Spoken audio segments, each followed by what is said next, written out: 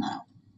ఆత్మకూరు పట్టణంలో ఆంధ్రప్రదేశ్ రజక వృత్తిదారుల సంఘం ఆధ్వర్యంలో రజకులు ర్యాలీ నిర్వహించి ఆర్డీఓ పావనికి వినతిపత్రం అందజేశారు. ఈ సందర్భంగా ఆ సంఘం రాష్ట్ర కార్యదర్శి మన్నూరు భాస్కరయ్య మాట్లాడుతూ పట్టణ పరిధిలోని వెంకట్రావుపల్లి గ్రామంలో వాటర్ ట్రీట్మెంట్ ప్లాంట్ ఏర్పాటు కోసం రజకుల శ్మశాన వాటికను ఇటీవల అధికారులు తొలగించే ప్రయత్నం చేశారని, దీన్ని గ్రామస్తులు అడ్డుకోవడం జరిగిందన్నారు.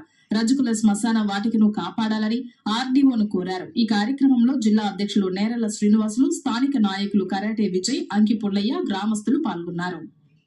ఈరోజు నెల్లూరు జిల్లా ఆత్మకూరు పట్టణంలో 2వ వార్డులో ఉన్నటువంటి వెంకట్రావుపల్లి దగ్గర శ్మశాన స్థలాన్ని నీటి శుద్ధి పరిశ్రమ 202/2లో ఉన్నటువంటి హక్కుని 9 సెంట్లు దానికి ఏర్పాటు చేయాలనే దాన్ని 202/4లో ఉన్నటువంటి శ్మశాన స్థలాన్ని అకస్మాత్తుగా కొంతమంది కావాలని అక్కడ ప్రజల్ని ఇబ్బంది పెట్టేదానికోసం ప్రయత్నం చేసి అర్ధరాత్రి కుక్లేని తీసుకొచ్చి చదును చేసే ప్రయత్నం చేశారు. మొన్న ఆ విషయం మీద ఉన్నటువంటి 2వ వార్డులో వెంకట్రావుపల్లిలో ఉన్నటువంటి రజక వృత్తిదారులు, ఇతర మాదిగలు, పాముల వాళ్ళు, ఇతరత్ర చిన్న కులాల వాళ్ళందరూ 5-6 రకాల కులాలు ప్రజలు అక్కడ ఉన్నటువంటి 50 కుటుంబాలు యావత్తు మొత్తం వచ్చి మహిళలతో సహా అడ్డుకోవడం జరిగింది.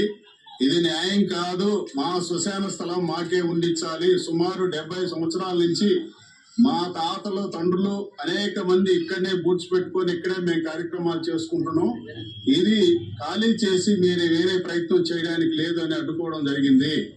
అయితే ఆ విషయం మీద మేము కూడా ఆంధ్రప్రదేశ్ రజక వృత్తిదారుల సంఘం నెల్లూరు జిల్లా రాష్ట్ర టీముగా వచ్చి పరిశీలించి ఈ రోజు ఆర్డీఓ గారి ముందర వినతి పత్రం ఇచ్చి వివరాలు సమాచారం అందించడం జరిగింది.